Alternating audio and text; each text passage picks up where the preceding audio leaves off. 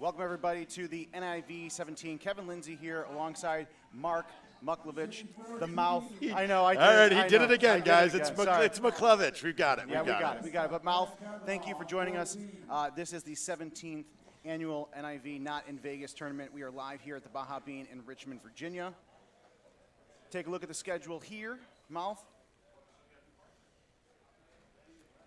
Yeah, perfect. That's 17th, last one. I haven't been here since 2011, I believe, is mine. Always a great time, great host. Hefe puts on a show. We're having a blast here. Yeah, so tournament match play for Gold Bracket is starting right now. I believe Steve Sobel and Power Events have started calling matches. We're going to be on the front page of Twitch at 3 p.m. Eastern Time. And Mouth, talk about the qualifiers. So yesterday we saw all 5 2020 courses being played. You are the number 2 seed. So talk to me about the qualifier, the courses, and how that went. Courses were pretty good. Setups were kind of basic.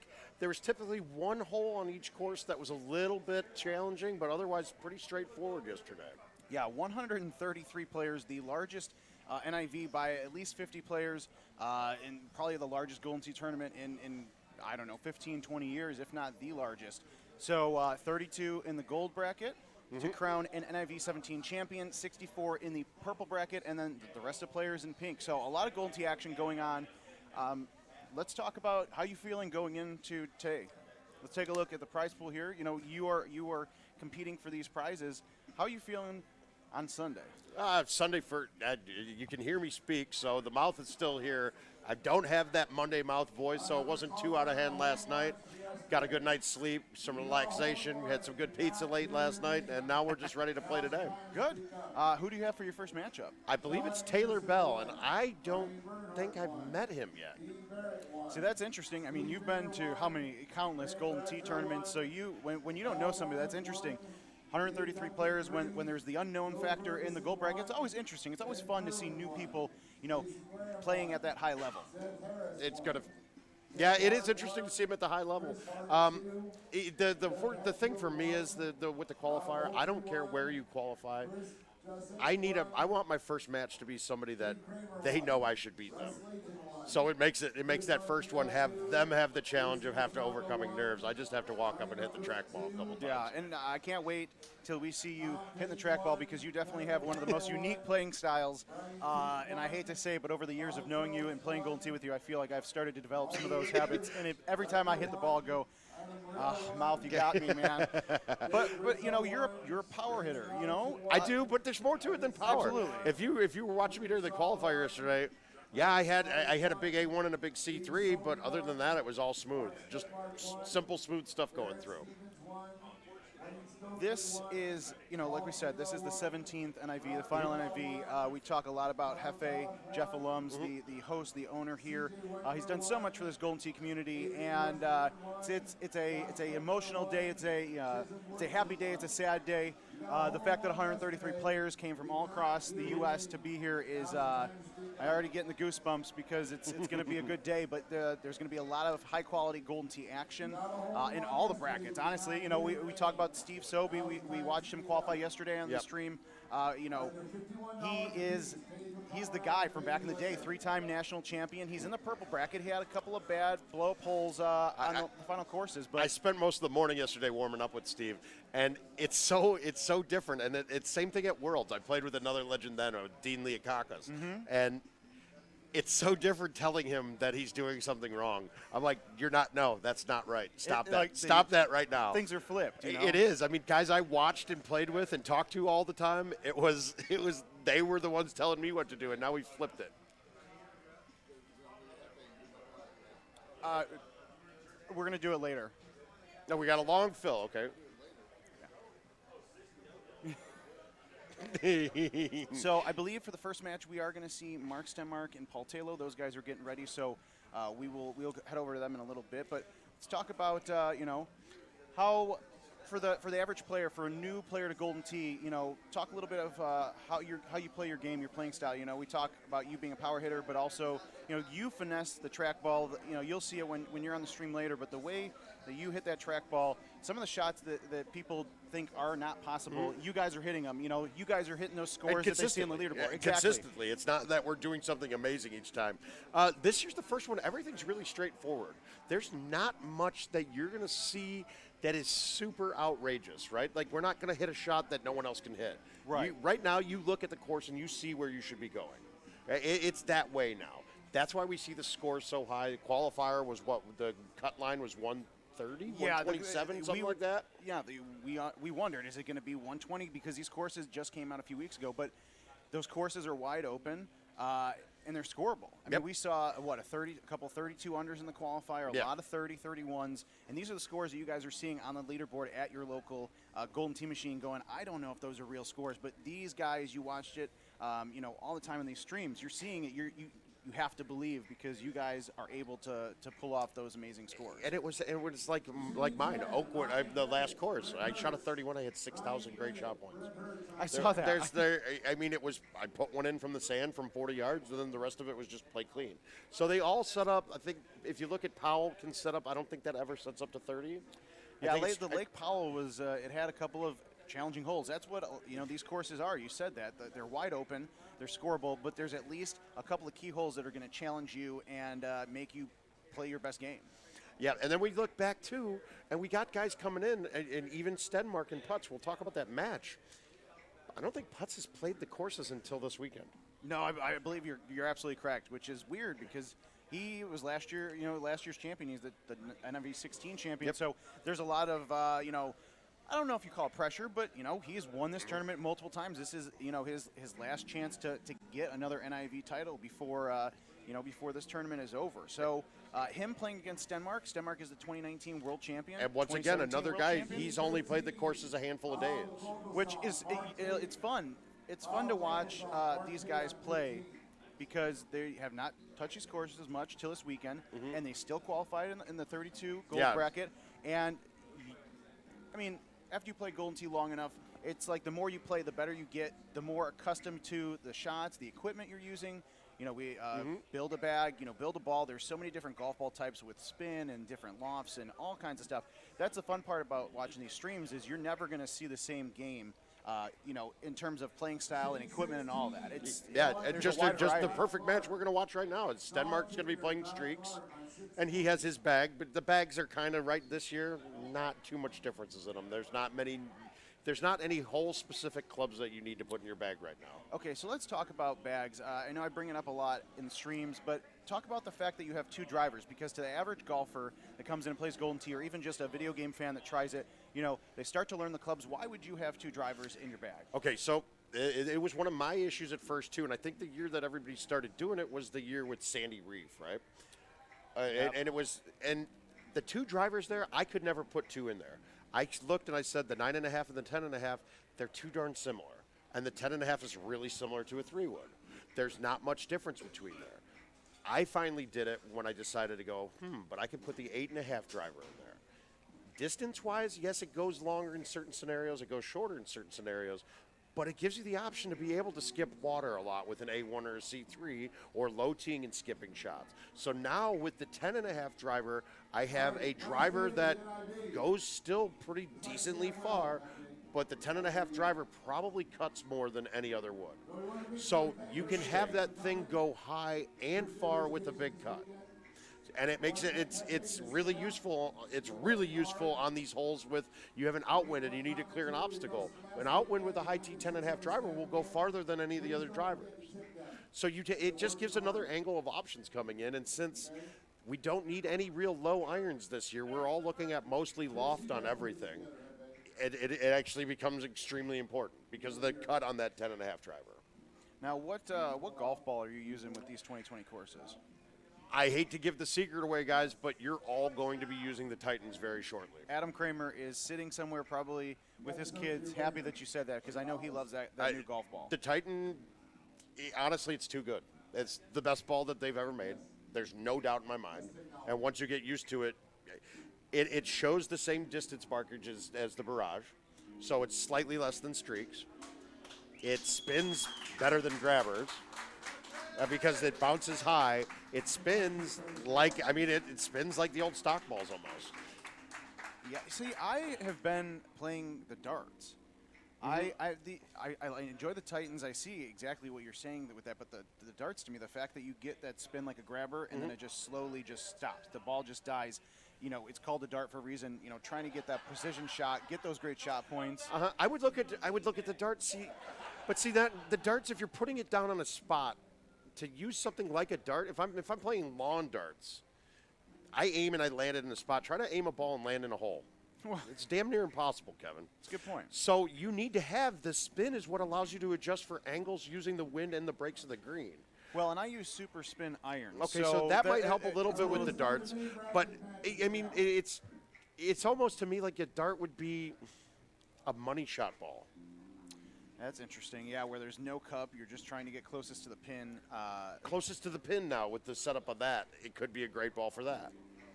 Now, yeah, in years past, we've seen a lot of different course setups where people are switching between the streaks and the grabbers a little bit. But I think with the way these courses are, especially with the new golf ball options, you're not going to see guys switching as much. No, the streak guys are using streaks on everything. I don't personally see a need for it. I'm within 3 yards of them on A1s and C3s. On straight shots, the streaks can get them. But it gets made up for because even with the high tee, my spin is still enough that it makes up for that distance gap. So the Titans with a high tee on a straight shot, yeah, it's going to land 10 yards shorter, but you're going to get a little bit extra spin, so it will roll farther than the streaks will. So they all kind of even out. Once you're in that barrage to streak range, and I'll say the 3 long ones that are being played, there might be other ones that no one's looked at, but you got barrage, you have streaks, and now you have Titans. And I think barrage is slightly shorter than the Titans, even though they show the same numbers on it from what I'm seeing, and that's because of the spin part of it. They have a little bit more spin than the barrage and the higher bounce. So now you have barrage being the low end of the spectrum of the high tee of the long balls. You have Titans in the middle, and then you have streaks. If I can take the middle distance one and basically have infinite more spin than I do with streaks, I'm going to use those. There's no shots I need that extra distance on this year. Well, clearly it's working out for you as, it's doing okay so as far. the number 2 seed. And so let's talk about, for players that are new to Golden Tee, why should they go out there and build a bag or use something different than the stock options? We talk about the equipment and all that, but when it comes to competition, you go to these events, you're not going to see, unless you're Jeff McClellan, you're not going to see somebody using that stock equipment because you're going to get extra spin, you're going to get extra distance. It's one of those things where if you download the GT Caddy mobile app, you can kind of see what we were talking about, the different golf ball options. There's probably, 20 golf balls now after 15 years of Golden Tee Live. So the options of customization are really limitless when it comes to equipment and playing styles. And we'll see that a lot today. Mark Stenmark, Paul Tayloe going up to Machine 1. And like you said, Stenmark using streaks. And Paul Tayloe's a stouts user. Yeah, so let's talk about, since we're going to watch these guys, the stouts. Let's walk through what the stout golf balls are. All right, in my mind, stouts are basically cut your wind in half. Right? You cut the wind in half. So play the ball like you're not having any wind. I mean, you're playing the ball, if I have a 10 wind, I'm playing it like a 5 wind. Now, that's pretty basic on it. These guys that have used those balls, they know a little bit more than me. But my problem with it is that I use the wind so many times to do things that you can't do without the wind. Right, yeah, it's such a different ball, but it's fun because streaks, Stenmark is going to play a much different game than Tayloe will with the stout ball. So that's a fun matchup to kick things off with in the gold bracket here. Yeah, it should be a competitive one. I mean, it really should. You got Stenmark, who wins everything. I mean, he does. He's been winning everything. He's tough to beat. And Putz will go on runs that he's doing some crazy stuff too. So I'd like to see how it works with the stouts. And it's funny, during the qualifier, I got Putz standing behind me the whole time, and you could tell he was basically taking notes on the courses because he didn't know all the shots yet. It was kind of great to see. So when's that one kicking off? I believe they're kicking off here in a moment or two. They're getting their. Oh. Yeah. So we'll definitely make sure you're following Golden Tee on all social media platforms: Facebook, Twitter, Instagram, Twitch, YouTube, Mixer, at Golden Tee. You'll see some fun shots throughout this weekend. We have a lot of good content to post, and but the fun thing about Jefe and what he's done at the Baja Bean for Golden Tee is he's not only a host, he not only gives us a space and a location, but he is a Golden Tee player. He has a heart of gold, and all weekend long taking care of the players. You know, free drinks on Friday, Saturday taco bar. Wait, the drinks were free on Friday? Why did I have a $280 tab then? What the hell happened? Free beer. Excuse me, free beer on Friday. dang it. You know, and then on Sunday, he's 230-pound hog. He's been cooking since Saturday all day long. I know that I was grabbing some pieces while I could before getting behind the booth. You see Mark Stenmark. He is. You'll see him throw his headphones on. Now, Mouth, you play with headphones every once in a while. Talk about the reasons for that. Well, at home I play with headphones sometimes just so that nobody bothers me. He really, and I played at a few bars that had really crappy music, and it gets annoying. Right now, I'm teaching myself Italian instead with my headphones while I'm playing at home. Interesting. Yeah, I'm going to Rome here in a couple months, so I want to try to know the language a little bit. I'm going to keep my thoughts to myself. Yeah, so I'm trying to learn the language. I don't want to be the stupid American, because chances are I'm always the stupid something. But so the headphones are useful there. I think a lot of people use it to focus.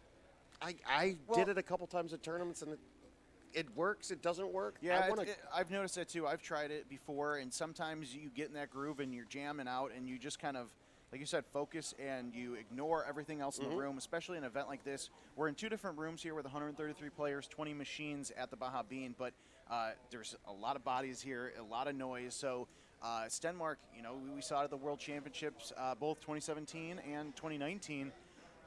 This guy, when he gets focused, he's dangerous. You could take his headphones off though, guys. It ain't gonna make a difference. Oh no. He don't need them. He doesn't need the headphones at all. They're no, but I think it's part of that intimidation factor that he sometimes gives off. And looks like these guys spun up Grand Teton. Interesting. Okay, wait. here. Are those the stouts? I can't tell. I believe so. Are those stouts or Titans? No, they're not the Titans. Not the Okay. Titans. They're stouts. They're 100% stouts. Yeah. All right. So here, this is the difference. He's hitting a C3 here, right? And he hit a darn good one. But Stenmark's going to go a high T right at this. You don't need to hit a C3. Now, Mark Stenmark playing as Mark Stenmark because when he won the World Championship in 2017, he got his face in the game. So it's fun to watch him play as himself because there's just some, there's so much to say about that. But you can see he's using the World Championship club set that you can get at your local Golden Tee or on the Caddy mobile app. Yeah, that's my point. On a C3 or an A1, you can't aim at a hole as easily because there's too many factors involved in it. The way that Stenmark did that, he can directly aim at hole one. It's not a hard thing for him to do. But no love lost. They're both eagling. We got two eagles here. We're going to find on Grand Teton. All right, so this isn't really drivable today. If you look at the setup, we want to play a straight shot because you have to, because the two trees eliminate you from hitting a C3 or an A1. Right, to get Stenmark's to get that extra distance. Stenmark's going to actually have a chance at getting there with streaks where Paul Tayloe did not, especially since he didn't have even that 5. He had almost no wind on this for the stouts. And Mark's going to be able to hit a high tee with roll as long as he doesn't go too close to the water on the left. He might be able to snap this up at the green. If not, he's going to have a short chip. Oh, yeah. So, yeah, but once again, now you're getting into chipping. Now, here's the advantage of stouts. That 5 win for me with Titans or any other ball, the cross on this one will actually cause this chip to move slightly. He doesn't have any movement on this chip, so he could technically chush this without a doubt. yeah, we talked about the chush before. It's an interesting. But he didn't. All right, so there's the first missed chip, but is Mark going to putt this? I'm going to say you can't putt this. I don't think the putter is going to get there. It looks like it's flat enough, but yeah, it's It's not the flat, though. Yeah, but it's 23 yards. Yep, he's on the cusp of the distance changing from the longer putter to the shorter one, and he's coming out of too much stuff. If he putts this, I don't think it gets there. And he knows that. With streaks, it might have gotten there because what we don't realize is What you don't realize is the putter even affects the balls that you're using. Streaks come off a little hotter. You have a chance to roll over a putt more. Stouts don't come off hot. They come off normal. They're just a normal ball to putt. Right. And that's the other thing I've noticed about Titans. I haven't rolled over a single putt using them yet. I don't know why. Barrage I rolled over more than I had before. Then more than I had with playing grabbers. But with Titans, they're not at all. Now, Tayloe, using those thumbs, talk a little bit about... He didn't thumb that. Yeah. He played a cut on a 6-wood. No, he thumbed that. Did he? Yeah. Oh, whoops. I thought I was No, looking no. away. So you're not going to see Stenmark use thumbs. What? He's using them right now. Well, not often. But I'm saying, like, with a short shot like this, and with how Paul Tayloe's shot went, Stenmark is one of those guys where he changes up his shots occasionally. You'll see him hit full shots when nobody else would think about it. If you're watching at home, you're going, why is this guy, changing the direction of where he's hitting? He's going nowhere towards the cup. And then he plays into that wind, and he almost aces. I'm interested to see how those shots come into play on the Grand Tetons, especially because there's a lot of trees that come into play on some of those back 9 holes. Yeah, see, that's the thing about Stenmark is he's the most analytical guy that you'll ever meet when it comes to Golden Tee. He knows launch angles that inherently we know because we play the game and it's a secondhand thing, but in his head he's actually come up with numbers and put them down on different clubs and things. So I'll tell you this, his mindset while he's doing this is he won't hit a shot that he doesn't think can go in the hole. So if it's a right one wind, he won't be thumbing it because you can't turn it. He doesn't think you can turn a right one. You can't thumb just a 1 degree wind. He thinks that the ball doesn't allow it to go that small of an angle. And he's for the most part right. Well, and he's for the most part right because he's proven it time and time again with us. Right. So far, though, you're going to get pretty straightforward. If we're looking at this hole in the background here, you see this first line of trees, right? But it's kind of deceiving because the second peak of the tree in the middle is actually slightly higher, and it's like about 15 yards behind the first one. So if you go at this with a soft shot, you can actually hit the tree in the background.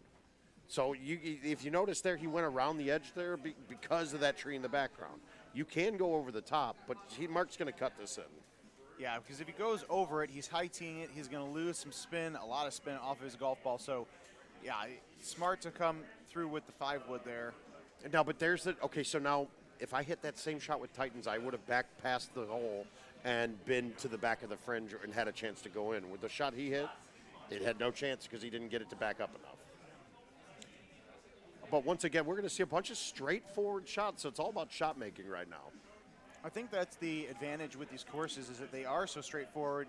It really, for a tournament like this, of this caliber, there's a lot of talent in this room and all the brackets, and you're going to see, these guys already racking up great shot points because that's what's going to take. It's going to take, Stenmark or Tayloe dropping a shot in the cup, I think, to really take a lead. Now, we were talking about a build-a-bag, guys. You got the number 1 guy in the world playing, and he's not using a build-a-bag. Yeah, well, because when he won the World Championship, he got to literally build his own bag for everybody to play. So if it's a good starting point here. It's a great starting point for anybody that's coming in. That bag, buy that bag. You might not have to build the bag. You might end up changing later on, but yeah, from a starting point, if you're trying to differentiate yourself between a brand new player and trying to get competitive and play in live contests or even come to these tournament events, it's a great starting point. It is, and if he's using it, you know there's not going to be too many problems that he's coming up with because of a club. Another one here. This is. Ooh, I thought wait a minute. I do believe we said we can't do that, right? Not for this, because it's a power event. I thought they said no shot reader. I didn't know that. Oh, whatever. It's not a big deal. They're using different clubs and balls anyway. Shot reader ain't going to help. Interesting that he did that on hole 7. Yeah, okay, but not a big deal. This one here, I honestly never went over the trees like that before. I always come down here and I hit a 3-wood or a driver or a 4-wood and just cut it because it's under the trees. Now Paul's coming up with a full.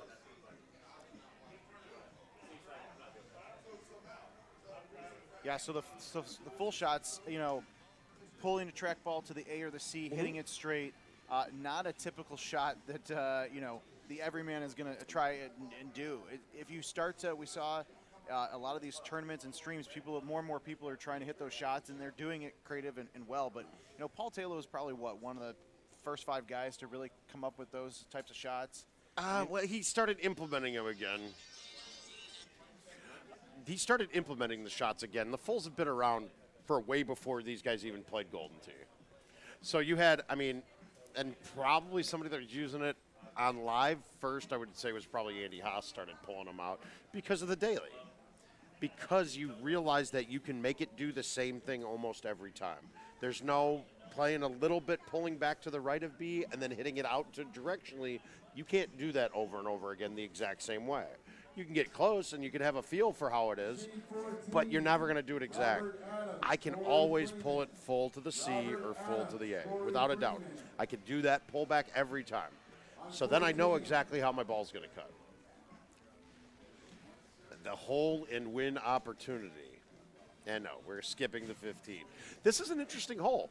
The 5 hybrid can be a problem on this because it's barely over the edge. So if you hit it hard enough to get it over the edge, you might have your first hop back it up off the green to the right. And Paul's got stouts, so he's not too bad on this setup. I wonder what Stenmark's going to do. He's playing a super. Okay, he's got a super. Got an iron. Does he also have a 9-wood? Did I see in that bag? I didn't see if he's got an 8 or a 9. I think he has, the 9. Okay, so the 9-wood, guys. That thing is a one. It says 180 on it. Or it says 190 on it. It's a 180 club. It's the best club in Golden Tee. It is the most useful, versatile club in the game. So honestly, he's got. You don't even have to take much off of this. But, all right, there's the first problem here. Wow. And this is my guys. This is my problem with streaks. You have to try to get crazy to control it going to small areas. Yeah, and this is where, talking about the Titans, the new golf ball, that's where a huge difference comes into play. Watch him make this. Okay, now Cliff plays it like fairway, guys. You get normal spin, so you can pull this up, get it over the edge, and he might have a chance of getting this in. I know it's crazy to think, but he played it more safe. It's early on in match play, so you're not going to see him getting, crazy. Okay, so all right, so really, let's be honest here. That's what should have been the score. It should have gone wet on that, right? He got his part. Basically, the gods don't lie. He got his part. Did you think? Am I too loud and they're hearing me? I don't want them to hear. It's a great question. I don't know. Excellent. All right, so. It just sounds loud, in your It does. headsets. It does, and everybody. But you should be so used to, hearing yourself anyways. Excellent. So that mistake, though, that is going back to talking about the streaks versus the other balls. It takes a lot to control the streaks. And honestly, the loss of that backspin, show me a shot on this course. I need that distance. I need extra distance. I don't. It helped a little bit on hole 1, but it's not something he couldn't have got there with a Titan or anything putts else. could have gone straight at that, too. Yeah. You can hit anything with a high tee driver. But in the sense of number of hole 2 they played, where he almost got it to the green because he was able. Oh to yeah, kick it very apart. true. But Titans, I would have hit the same shot, and actually, I think I probably would have been closer because I wouldn't have gone over the top. I would have played it to the right, and I would have played it to the right and let the bounce do the work. And it gives you, I think it gives people a little bit of overconfidence, thinking they can do something that they can't. You got to this hole that we're looking at here. You got a spot. He's looking to the right now. Now that's a good win for it because yesterday in the qualifier we saw 13 or something in the face, so you can't. The wind's blowing out. It's going to get you extra distance if you want it. But these guys, you're going to put it to the end of the fairway. You're going to move it to the right-hand side of this every time. So the closest out peak there, where the water comes and the fairway's the shortest, put it as close as you can to that. The line is straight in. You'll have 300 and 320 into the hole. Where Stenmark put it is pretty darn good. You don't need to get that cute with it and go that far right because you're bringing risk into play. But for him, there's no risk on that. He has that shot in his bag all day. Right. And it gives him a much clearer look. You see Paul here. He's not a difficult shot, but he's still got to go around the trees a bit more, using that 10.5 degree driver we were talking about. And Stenmark, he's going to have a wide open shot here, and he's down some strokes, so he knows he's got to build up. I don't think Stenmark's worried yet, though, because he knows, he pays attention to the game as much as everybody else. He knows that Putz has not been playing a lot yet, right? He doesn't see his name when he's on the leaderboards. He's thinking that Putz got a mistake coming up. Thought a sneeze was coming from you there. You held that one in, huh? Yeah, I was worried about that as well. All right, so no love lost here. 2 eagles. Not, like I said, straightforward. You can kind of figure it out which way to go. Yeah, and interesting in match play. If you've never been to a tournament event before, you saw Stenmark putt in Paul Tayloe's putt because those are what the players call give me putts. It's within 10, 15 feet, your opponent's going to make it, so you just clean it up. It's it's a show of respect and it helps speed things along. Now this hole 12, this is a pretty nice look. With the way it's offset with that 9-mile-an-hour wind, what would you do in this instance? What Paul Tayloe did. Exactly that. I would have done a high tee, move it to the back of the box for mine. I may hit I'd have to look at the distance while I was up there, but I may be hitting high 3 or high 4, but then just flipping a thumb shot at it. Letting it run up. And watch how analytical he's going to get like this too, but he's not doing a high tee. Oh, that's a good shot. Oof. It is. And it's kind of, when we're looking at it from the judgment from here, it's a different feeling than when you're standing in front of the machine. Oh, absolutely. So I mean, looking at heights and feels there, I may have hit the same shot Mark did there too, but it would have either been a high tee, but straight shot right at it, and you might be able to make it. Now the elevations come into play a lot on these courses, and that is going to be the only major problem with them. We used to be looking horizontally at everything. Now we're looking vertically on this course to figure out where our strokes are going to get lost. Now this is where the stouts are going to come into play, because look at that, 12-mile-an-hour wind. Yep, he's playing a 6. Look at that clean shot. Oh, very good ball. But that's the difference there with the stouts. I could not have aimed at the pin and gotten it to the right of the hole on this with the 12-mile-per-hour wind on the downhill. Yeah, that's why you see Stenmark going over. Thinking. And okay, so he's got a low tee with the supers that he's biting. So that's got a chance. Oh wow! Yeah, I'm surprised that he ended up going to. I would have almost considered backspin there because he's got the super spin, the streaks. Have a little bit extra distance, but. It changes the whole entire complexion of the game, and they like it, I guess. But I don't know if we need it. Actually, I gotta get a game in before we go start because I should be soon. Yeah, I believe I'm going to only be commentating for just this one now, guys. I do have to play. I mean, we want to see me later in this. You can root for me to lose if you want me to speak longer, but I'd appreciate that not happening. Yeah, we'll just get you to do a dual task. You can play Golden Tee, wear a headset, watch somebody else's Hey, game, if we could get a wireless one, I'll commentate on my match while playing. We'll make it happen.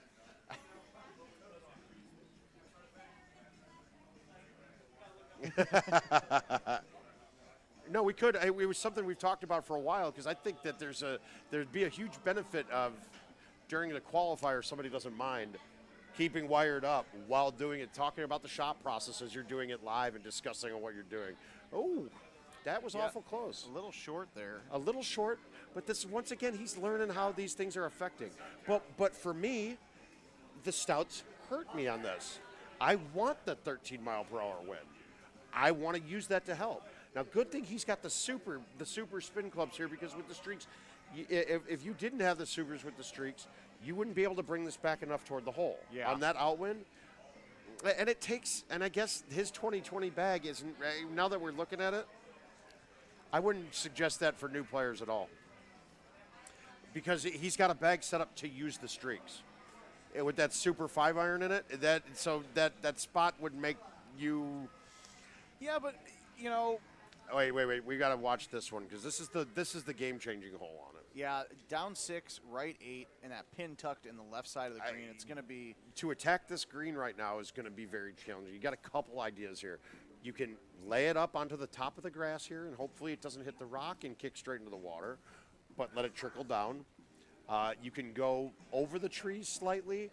I have a feeling we're going to see a full. But it's tough with those trees. You're gonna the high tee will clear the trees. Will with it? the three, Okay. I think. I don't know where we're at in the box though, and that's something new this year with these tee boxes, guys.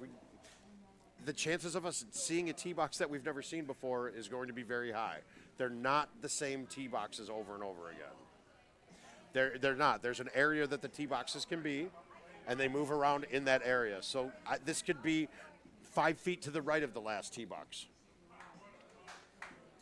Do you got any more enlightenment on this? Yeah, that was going to be tough. That's where we just talked about the stouts. You know, not getting that 13-mile wind really hurt him there. Yep, and I want to see what Mark does. I got a feeling he hits a full 4 high. I don't know. I can't tell from here. This is going to be tough, though. I mean, this could easily go back. Now, and the drop from where Paul is, that chip, he could easily leave the chip short, click it, and then end up being in the water. Yeah, and Stenmark, he's still down a few strokes. So I like that shot that Mark just did. He just cut a 3-wood in. But he was real close to catching those trees, it looked like. Right. But obviously it worked out for him. Now Paul is up, some strokes here. This is Stenmark's Is he up 2 or 1? He's up 2 right now, yeah. right? So if he makes this, he's up 1. If I just said that could happen, you could clip off that rock on that chip. And that's why he did hit that a little soft. I think he kind of caught himself as he was going for it. I don't remember the last time I saw Paul Tayloe chip with a lob wedge. I don't see many people do that. It's really hard to control and aim. It was almost too safe for him there. He wanted to hold the tie. He wanted to hold the game and not be behind. Fine, good. Tied up. We're moving on. Yeah, and you're going to see that a lot with these courses. Sudden death is going to come into play. I get the feeling sudden death will come into play quite a bit. I think we're going to have some long matches come up. And then with sudden death, we're going to also have a lot of – I've never gone that way either. Now, with that 12-mile win, that's interesting. You can carry, 428. He hit 428-yard drive. He's going to have a left-to-right wind for his approach. Having those super spin clubs really will help him out there, I think. I think so too. But if you look now, though, he's not going over any obstacles. It's just a clear path. So he's going to have a way that he can bounce it up. He can bounce it up. He can land green on a fly. But now Paul has got almost no wind to fight through. And he's going to have, I don't see a reason to do what Mark did here. I think this shot's harder than going straight at it with the wind at my back. But that's probably streaks coming into play as well. Yeah, but the super spin iron really will make the difference here. But you had to play a cut to fight a 12 win. Paul's got a thumb shot here. I mean, so he's looking at a 6 win. I don't know if his thumb 7 hybrid's enough. He's probably got to pull this one back and hit it. But mind you, I don't play stouts. Yeah, he's pulling back and hitting it. But he could make this very easily. Everything was set up. The wind was pushing to fight the break of the green. Straight shot, land the green, and let it back in and use the break. Mark had to go and fight 2 directionals. I don't know if that would have been the play I went with. Now these next 2 holes really, and this is not a bad setup here. Interested to see how hole 18 sets up, because you've got, Grand Teton, a lot of rocks, a lot of trees. And with these guys tied up, one mistake could cost you the game at this point. Is he doing it? He's going to pull a full out with the 5-iron with backsman. Nope. Now this might be too. He hasn't played a ton of these yet to really realize and recognize how big the drop in elevation on this affects a full for him. I like this shot. Ooh. And that super spin the elevation change really helped pull that ball back and kicked it a lot higher than we've seen so far. And what you see there, some people are like, well, why didn't he hit that straight at it? Well, by changing the angle of the ball flight, if you notice, he pulled that back almost straight, slightly right of the 2, and then hit that all the way out to the 3. So now you're coming in with a curve back towards the hole. That's nice because you have the fatter part of the green on the right. The bigger part, though, is that now the backspin is actually fighting the right 6 that's on the green. So you actually have a chance to get in. Oh, that could have been close. Actually, if that would have dinked the rock, might have had a chance of going in. Yeah, I was thinking the same thing there. If you hit the rock on a fly, you're dead. If you hit it off a bounce, it's okay. Yeah, you talk about the big green. That that's where if you hit the green first and then kick off the rock, you're not going to be as worried. Now, this is a pretty clean look. You got the 17 in the face with the elevation change. It's 17 in the face of the elevation change. This hole doesn't play the wind as strong as you think it does. I honestly think this is a horrible look, and one of them is going to miss this. One of them will not get this green. Well, that's probably the reason why you are the number 2 seed and I'm sitting behind the desk. I would be sitting here thinking I'm going to mess this up too. And honestly, I would be looking at this like he is. I'd be thinking I'd be hitting the 8.5 driver low. I'd be low teeing it. Really, to kill 60 yards of distance? Yeah, I could thumb that low tee with that. But the problem is I probably will hit the back wall a lot with it. But I don't want to hit the 10.5 and have to fight a 17 win with a higher lofted club. Yeah, that's a good point. Yeah. And he did what I said. And like I said, this was all right. So now, do you think this is an advantage for Paul to have a 8.5 win rather than a 17? I don't know. I don't know if I'd like it. I don't like this shot at all.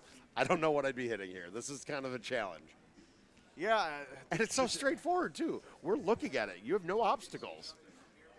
Yeah, but the elevation change, you got the rock wall behind it. There's even cutting the wind in half. He's going to go to 10.5. Oh, look at that. I mean, okay. You couldn't ask for a better shot there. No, that's great. And that's just knowing your distances with the clubs that you're playing. Me personally, I would have hit the same shot that Stenmark did. I would have been pushing it to the left side, and I probably wouldn't have even been really cutting it much. But I like the shot. There's not anything I thought bad about it. But, guys, this is this is what we're talking about. Anybody can win any match on this. I wouldn't be surprised if I see Stenmark coming through the loser's bracket and being in the top 4 from here. He's definitely done it before. But it makes this a long day now. We had a long day of qualifying yesterday. It's a lot of pressure. You're going to be moving. But the best part is, though, he never has to take a break. He'll have match after match ready to go. Yeah, and that's honestly it's a benefit. It is. Stenmark, the more he plays, the better he gets throughout a tournament day.